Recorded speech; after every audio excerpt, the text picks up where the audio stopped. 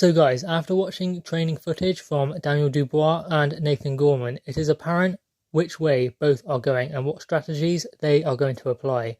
Daniel Dubois is focusing on explosive training and explosive movements, whereas Nathan Gorman is working on his endurance and speed and movement. Now this obviously bodes well for Daniel Dubois in the early rounds, but if it goes late, then that favours Nathan Gorman. That seems to be the general consensus anyway. If it is early, it is going to be Daniel Dubois. If it is late, it's going to be Nathan Gorman. And their training seems to mirror this. Now, Daniel Dubois is a very, very big guy, and that probably means he's going to tire as he goes into the later rounds. We've never seen him really dragged into those later rounds, especially by a fighter like Nathan Gorman, who is fresh. And as I said, he is working on his endurance. And that just means that Nathan Gorman will be punching a lot harder and faster in those later rounds, whereas Daniel Dubois will probably be struggling to keep up the pace with Nathan Gorman. So maybe Daniel Dubois' best chance is to try and get him out of there early. I mean, he said that is what he's going to try and do anyway. He's a knockout artist, and that is what he is trying to deliver when he gets in with Nathan Gorman. On the other hand, Nathan Gorman says he also has the power to stop Daniel Dubois, but I think that will come later if it is to happen. I don't really think that Nathan Gorman can finish it with one punch.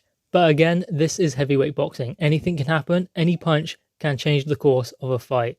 And what a statement that would be also, because Daniel Dubois is the favourite to win by knockout. But all in all, I think Nathan Gorman is looking at the long game. He is prepared to box 12 rounds if he has to. Now obviously Daniel Dubois will also be able to do 12 rounds. He will be training for that. But his training suggests he is looking for an explosive knockout, because a lot of his movements and his training does look explosive. And it's more pleasing on the eye, it looks more intense.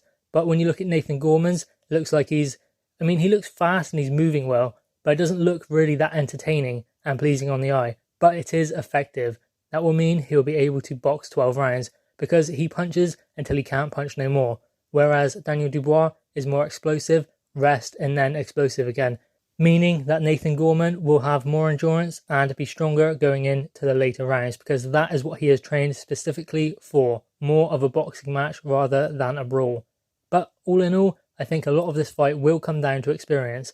Now Nathan Gorman does have the more rounds than Daniel Dubois, but perhaps Daniel Dubois can land something. Daniel Dubois can box. I mean, people are saying this is like Wilder Fury, or a poor man's Wilder Fury, but I disagree, to be honest. I think Daniel Dubois is a better boxer than Deontay Wilder, but he's a puncher also. So this could just come down to a bit of experience and perhaps a bit of trickiness on the night. Who is cleverer and who has planned the better fight? Guys, what are your thoughts on this? What are your thoughts on Nathan Gorman versus Daniel Dubois? Who are you picking and how? Drop your thoughts in the comments below, click the thumbs up and subscribe if you are new. Thanks guys.